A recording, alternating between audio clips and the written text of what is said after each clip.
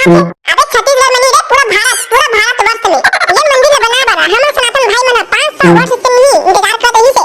और 22 तारीख के हमर राम भगवान है वहां पे विराजमान होनी। लेकिन नाम से नहीं पूरा भारत वर्ष ला दिया से जगमगाना है और हमर राम भगवान के आगमन ला खुशी से मनाना है।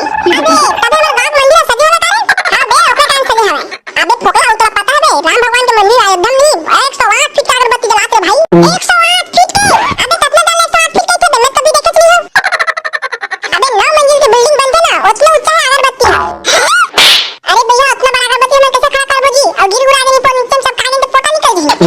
अबे साले भोपा ला खड़ा करबा ब्रेक डाउन करे ला खेले तोरे सिंह भोपा साले। अबे काम करबो हम जो ब्रेक डाउन अगरबत्ती ली ओका तो झिल्ली होई भैया और झिल्ली लाबो होला ना। झिल्ली के का करबे बे? अरे भाई ओका झिल्ली बहुत ब्रेक डाउन हो यार घर में छेना के खरीला तो काम ही। अरे बता दे वो 600 किलो घंटी लाई वो भी